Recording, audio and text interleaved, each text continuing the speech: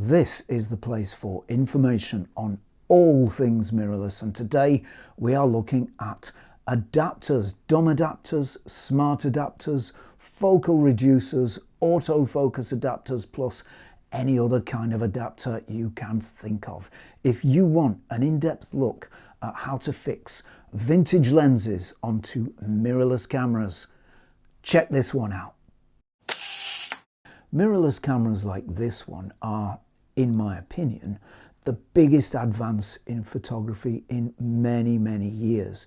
They're usually smaller and lighter than a DSLR, but unlike a DSLR, they've got the ability to shoot pretty much any lens ever made using one of these, an adapter. Today we're going to look at exactly which kinds of adapter are available, exactly what they do and how they work, and which you might need to shoot vintage lenses on any mirrorless camera. So first of all then, let's consider what an adapter like this is actually for and what it's doing when we put it on a camera and mount a vintage lens using it. Well, the first function of an adapter, obviously, is to provide a stable physical mount. So using this, you'll lock your lens onto this end, you'll lock this end onto your camera, and it's locked and stable and it isn't going to come off. So that's the first and most obvious and I guess the simplest function of an adapter.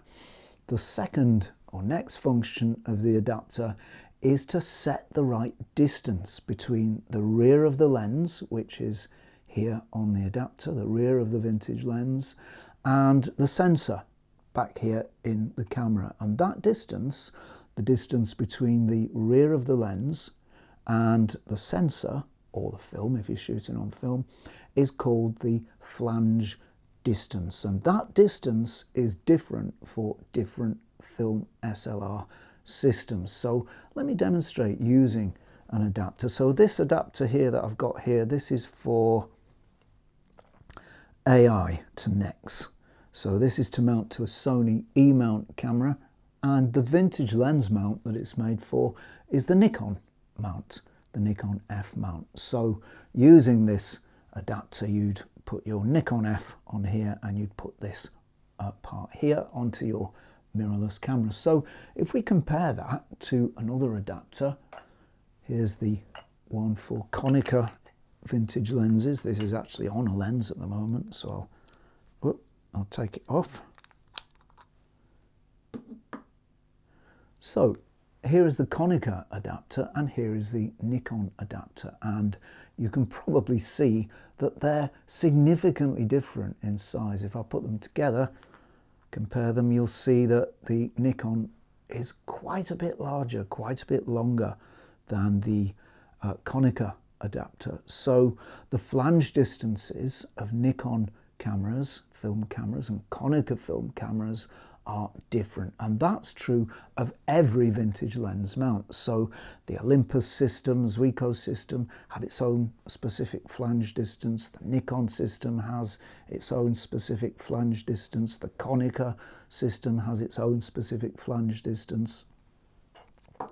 So when you put this adapter on your camera, put this part onto your camera and this part onto your lens, you are setting the distance here, the flange distance, and that will only work with Konica lenses. That's only correct. That distance is only correct for Konica vintage lenses, not for Olympus, not for Nikon, not for Canon, not for any other lens mount. Others might be similar, but they won't be the same.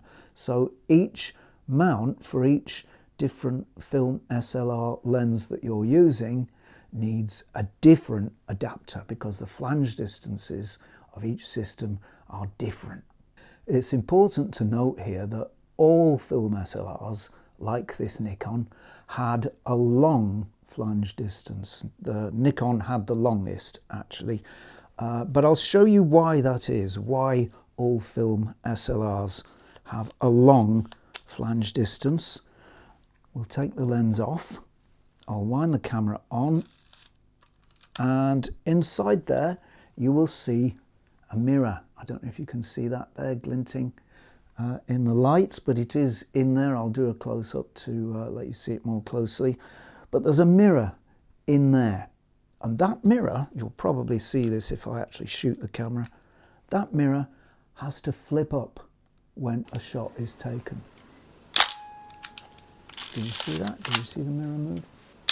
You might just about see it. I'll do a close-up. So the mirror in that camera has to fold up and move up and sit just under there, projecting long ways like this when a shot is taken. So the flange distance of the lens has to accommodate the length of that mirror. That's why all film SLR lenses have a long flange distance, because all film SLRs have a mirror, and you have to have sufficient room within the camera between the back of the lens and the film to accommodate that mirror. So that's why they all film SLRs have a very long or pretty long flange distance. Nikon has the longest, but they're all pretty long. Now, film rangefinders, I think I've got a rangefinder with me somewhere. Hold on, bear with me a second. So this is the Zorki 3. This is a rangefinder camera, and you will see, if you look at the distance between the rear of the lens, which is just pretty much here where the camera body begins, and the film, which is sits just about here on the camera, you will see that film rangefinder cameras have a much shorter flange distance than film SLRs. Let me show you. There is no mirror in these cameras, by the way. That's the reason. Film rangefinders don't have a mirror, so they can have a much shorter flange distance. And I'll show you an adapter for a rangefinder lens. It's actually on the lens at the moment. Let's undo it. So here's the adapter for a rangefinder lens compared to the adapter for a film SLR lens, and you can see very clearly that I don't even need to hold them together. You can see very clearly that the SLR adapter is much longer than the rangefinder adapter, and it's probably it's certainly twice as long. It's getting on for 3 times as long. So a very different flange distance in both film SLRs and film rangefinders. SLRs have a longer flange distance, and so do their lenses, and rangefinders have a short flange distance, and so do their lenses, and that's because they have no mirror. Now, digital mirrorless cameras have a very short flange distance, shorter even than a rangefinder film camera. So that's why they can shoot any lens by adding length. Yeah, so you start off with a very short flange distance in the mirrorless, digital mirrorless camera, and to put a rangefinder lens on it, you have to just increase that distance a bit, and you do that with this small adapter, and that gets the lens to the right distance between the back of the lens and the sensor in the mirrorless camera, and so on, the same rather for the SLR adapter. That sets the lens at the right distance. So that's the brilliant thing about mirrorless cameras. They can adapt any lens because they've got this tiny flange distance, very short. So almost any lens will adapt by adding length with an adapter. Now, in its very simplest form, all an adapter is simply a metal tube with the appropriate mounts at each end. So this adapter here is Olympus Zuiko mount to Fujifilm X mount, so for the Fujifilm mirrorless cameras. So it's just a metal tube with the appropriate mount at each end, and that is all it is. It's hollow, there's nothing in it, there's no electronics. It's just a metal tube of the correct length with a mount here for an Olympus lens and a mount here for it to go onto the camera. That's all it is. So this lens will go just nicely on the camera. If I can sort out where the camera actually is, it will go nicely on the camera, and it will sit at just exactly the right point from the rear of the lens there to the sensor inside the camera.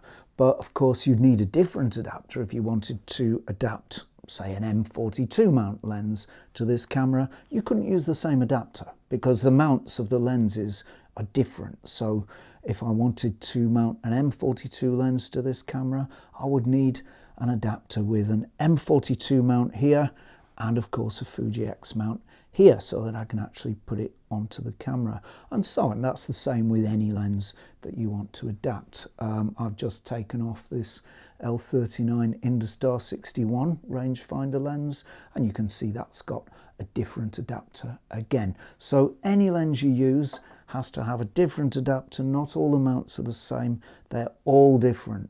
So we've already said these are just the simplest kind of adapter, just a metal tube. They're often called dumb adapters. They're not smart, they've got no electronics. Personally, I use them for almost all the vintage lenses I shoot, and I don't buy fancy ones either. I don't buy big brand name ones. I buy the cheapest ones I can find, because all you need is the correct lens mount at each end and for the adapter to be the right length. And it really doesn't matter what name is on the exterior, as long as the dimensions and the mounts are correct, you're going to be successful in putting your lens onto your camera. I use them for all the vintage lenses that I shoot, and I use them on all sensor sizes as well, not just on full frame. I do shoot all the images that I use on this channel on a full frame camera, the little Sony a7C, but when I'm shooting vintage lenses, you know, just for my own work, all I use are these dumb adapters, and it doesn't matter which kind of sensor, which sensor size I'm using, full frame, aps-c or micro four thirds, almost always I use a simple dumb adapter. However, if you're shooting on either aps-c or micro four thirds, that is sensors that are smaller than full frame, there's something we need to be aware of, and that something is called the crop factor. The crop factor causes a lot of confusion, a lot of head scratching. I know it certainly did for me when I first came to mirrorless cameras, but we have to be aware of it if we're shooting on aps-c or micro four thirds cameras, and I'll tell you what it is and why we need to be aware of it. Almost all the vintage lenses that we shoot are likely to be taken either from 35mm film rangefinder cameras or 35mm film SLR cameras, like this Nikon 50mm f2 lens that I've got here. And they were made to do a very specific job. They were made to project their image from the rear of the lens onto a frame of 35mm film, and that frame measured, or still does measure, 24mm by 36mm. Now, a full frame camera has a sensor that is that same size, 24mm by 36mm. So the lenses, these old lenses from the film days, behave exactly as they would on a piece of film. They project their image to the same point, everything's the same. If you're shooting on aps-c or micro four thirds cameras, then the crop factor emerges, and this is where we need to be aware of it if we're shooting on aps-c or micro four thirds sensor cameras. Right, the crop factor happens because the sensor is smaller than 24 by 36mm, right? So it's not that same size as a piece of film, it's smaller. So as the lens projects its image, some of that image falls outside the area of the sensor, and the sensor is effectively looking, in inverted commas, through a more central portion of the lens. So if you mount a film lens made for a 35mm film camera onto a camera with a smaller sensor, aps-c or micro four thirds, there are optical effects that start to happen. that slightly change the nature of the lens. Nothing about the lens changes, right? The lens can't change. This one was made in the 70s. It was made back then. It's not going to change now. Nothing about the lens changes, but there are optical effects that are a little bit odd and take a little time to get your head around. So the first one is that the effective, note that word effective, the effective focal length of a lens is increased. On an aps-c camera, the effective focal length of a 35mm film camera lens is increased by about a third. So if I put this 50mm lens onto this aps-c camera, the focal length will effectively change, and it will increase from 50mm to an effective 75mm. If I put this lens onto a micro four thirds camera, well, the effect is even more pronounced and the effective focal length actually doubles. So put this lens on a micro four thirds camera and it acts as a 100mm lens. And that happens, if you can get your head around it, that happens because the lens is looking through, the sensor rather, is looking through a more and more central part of the lens, the smaller the sensor gets. So stick with me. The second optical effect that happens when you mount these lenses on smaller sensor cameras is that the effective, and again note that word effective, the effective minimum focus distance decreases. Right? So the minimum focus distance of a lens might be 60 centimeters. Put it on a full frame camera and it will focus only to 60 centimeters. Put that same lens with a minimum focus distance of 60 centimeters on an aps-c camera and it will effectively, and note that word effectively, it will be effectively decreased to 40 centimeters by about a third. If you put it on an aps-c camera, it will decrease again effectively to around about 30 centimeters. And all that happens because you're getting a magnified image, because you're looking through the more central portion of the lens, the smaller you go in sensor size. Nothing about the lens changes. It's just optics. When I've explained this point in the past, people have, one or two people have got a little bit upset about it and said, well, you know, how can the lens change? How can the focal length change? The lens doesn't change. This is ridiculous. They were kind of right. The lens doesn't change, but because of optical effects, because you're looking through a smaller portion of the lens, a more central portion of the lens, both of those two things happen. The minimum focus distance appears to decrease and the focal length of the lens appears to increase. It happens. Try it, test it. I guarantee you it works. So all of this happens, as I say, because the lens is looking through a more and more central portion of the lens, the smaller you go in sensor size. Now, that has some disadvantages in that the image that's projected, some of it is lost. Some of it is lost. You lose the edges of the shot. Now, on aps-c, that doesn't matter so much, because what we're losing, essentially, when we lose the outside of the shot, we're losing some of the quirks and foibles and, you know, kooky, odd qualities that make these vintage lenses so wonderful. We're losing a little bit of the reason why we shoot them. Now, with aps-c, as I say, it doesn't matter too much. You only lose a little bit. You only just lose the edges of the shot, you know, and almost all the character of the lens comes through. On micro four thirds, you really are looking through quite a, you know, quite a much more central portion of the lens, and you do lose quite a bit of the outside of the shot, and you do lose some of the quirks and foibles of the vintage lens. And that's the time when we might consider using a special kind of adapter called a focal reducer, and I've got one somewhere. Hold on a second. There it is. I bought this one a little while back, and this is a wonderful little device. It's an adapter, but inside it there is a lens.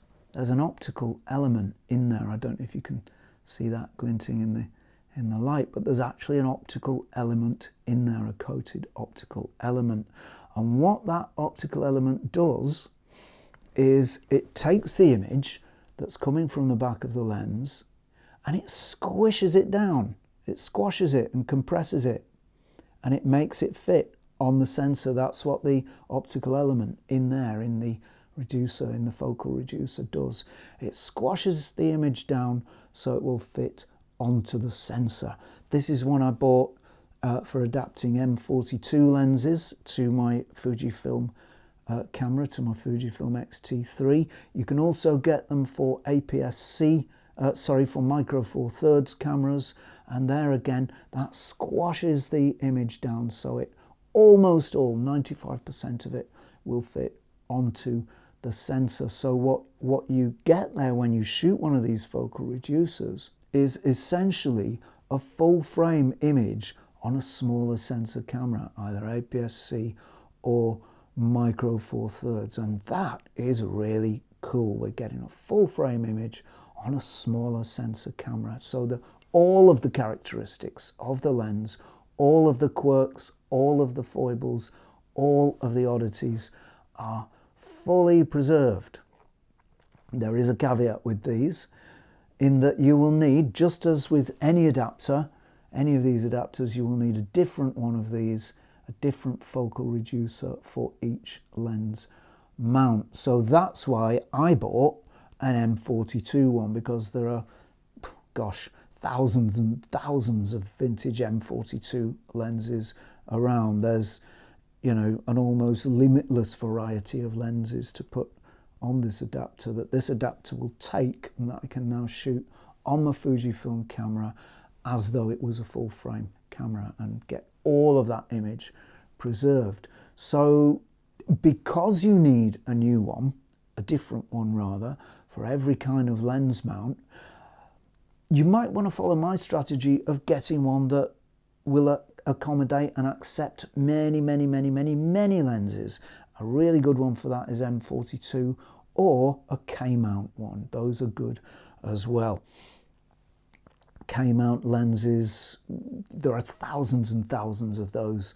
There were thousands of different ones made. So a K-mount focal reducer or an M42 focal reducer are the ones that I would recommend if you're shooting on a smaller sensor, because then you've got access to a massive, you've got access to a massive array of lenses. So that's probably the best way to do it.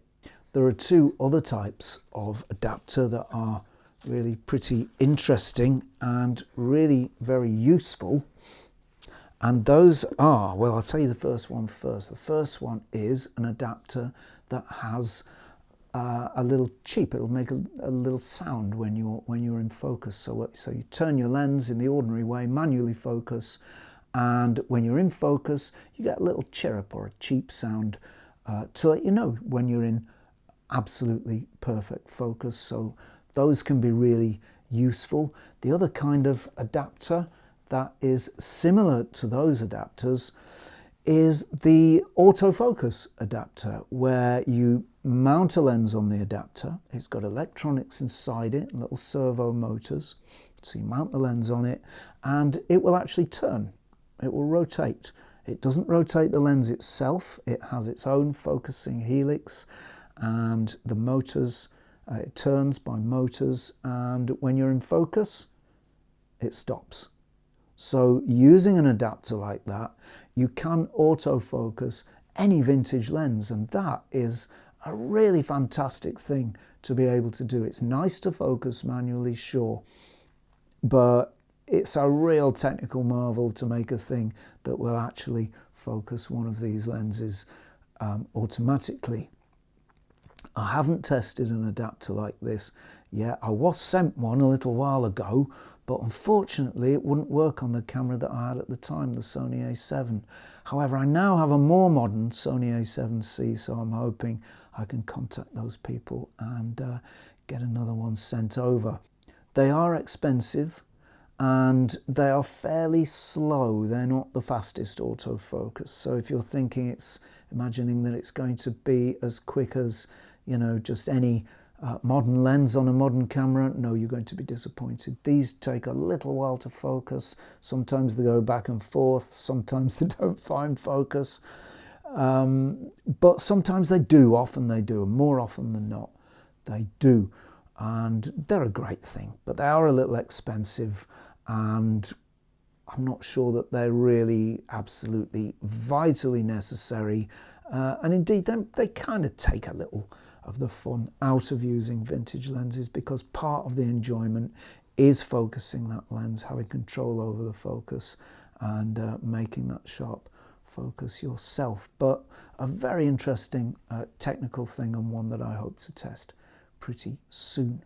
So that, ladies and gentlemen, boys and girls, is my in-depth look at adapters and adapting vintage lenses to mirrorless cameras. I'd be very interested to know how you adapt your lenses, whether you use any of the automatically focusing adapters or a focal reducer, or whether you just use the so-called, in inverted commas, dumb adapters without any electronics or anything, just a simple mount onto your mirrorless camera. Do let me know in the comments below. I would be interested to find out. However, as for me, I think that's probably it for now. Many, many thanks for watching. If you've watched to this point, a particular thanks to you. Many, many thanks go to subscribers for your support. And if you've enjoyed this show, you might want to chuck us a sub yourself. That would be very much appreciated. And if you like this channel and you think I'm not doing too bad a job of keeping the old lenses and cameras alive, you might want to become a patron over at www.patreon.com/Zenography, and you can become a patron for as little as $1 per month. That would be appreciated. Also, many, many thanks to everybody for your support. I really appreciate everybody who's tuned in, watched, given thanks, given super thanks, or engaged with the channel in anyway. A big thanks to everybody. I really do appreciate it.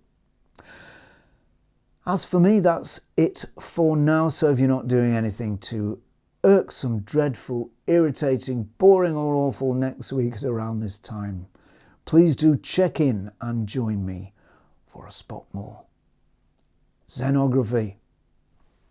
Cheerio all.